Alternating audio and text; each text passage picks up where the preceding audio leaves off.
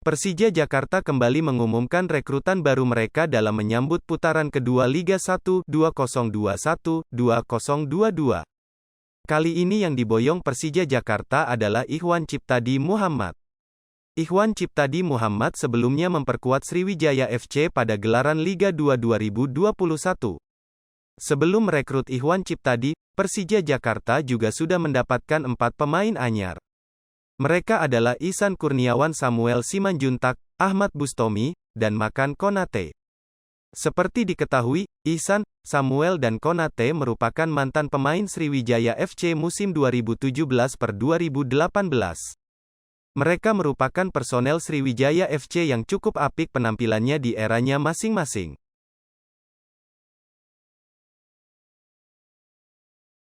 Hai pemirsa Sri Popo TV, jangan lupa komen, like, dan subscribe, serta tonton terus berita-berita terupdate lainnya ya.